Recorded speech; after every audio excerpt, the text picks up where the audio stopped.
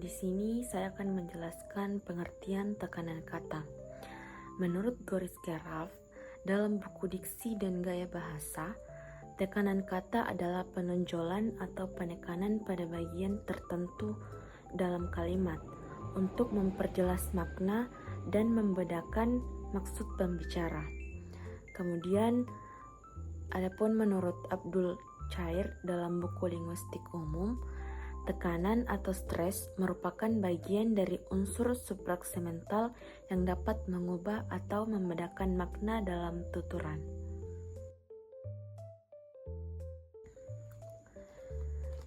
Kemudian adapun contohnya tekanan kata yaitu yang pertama, kalimat dasarnya dia membeli buku baru. Yang pertama, dia membeli buku baru. Maksudnya, dia yang membeli, bukan orang lain. Terus yang kedua, dia membeli buku baru. Maksudnya, dia membeli, bukan meminjam ataupun menerima dari orang lain. Terus yang ketiga, dia membeli buku baru. Maksudnya, yang dibeli adalah buku, bukan alat tulis ataupun barang lain. Terus yang terakhir, dia membeli buku baru. Penekanan pada kata baru, maksudnya bukunya baru, bukan buku lama. Sekian dari saya. Intonasi adalah naik turunnya sebuah nada pada suatu kalimat. Intonasi dapat mengubah maksud dalam kalimat walaupun kata yang digunakan itu sama. Intonasi terbagi menjadi 3. Yang pertama itu intonasi barita, di mana nada yang digunakan dalam intonasi barita berupa nada datar, menurun, dan menunjukkan informasi. Yang kedua yaitu intonasi tanya, di mana nada yang digunakan dalam intonasi tanya itu nada naik di akhir dan menunjukkan pertanyaan. Yang ketiga yaitu intonasi perintah, di mana nada yang digunakan dalam intonasi perintah itu nada tegas, kuat, dan menunjukkan suruhan atau perintah. Contoh dari ketiga intonasi tersebut dalam satu kata yang sama. Contoh kata belajar. Yang pertama intonasi berita, Dinda sedang belajar. Yang kedua yaitu intonasi tanya, contoh, apakah Dinda sedang belajar?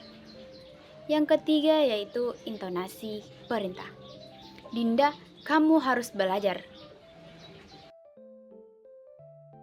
Assalamualaikum warahmatullahi wabarakatuh. Perkenalkan, saya Sakia Fitri Ramadhani.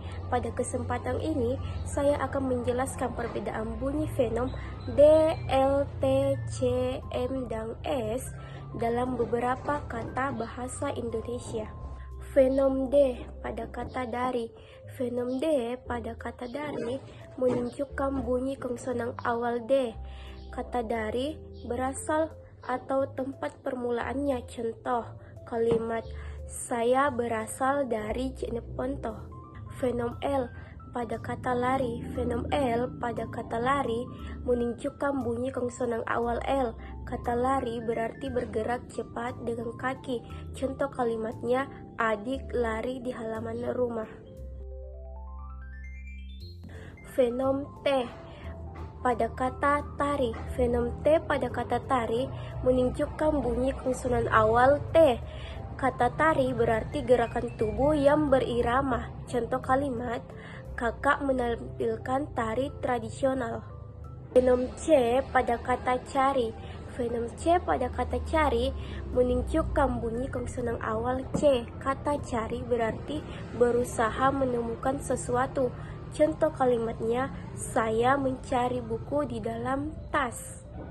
Fenom M pada kata mari. Fenom M pada kata mari menunjukkan bunyi konsonan awal M. Kata mari berarti ajakan.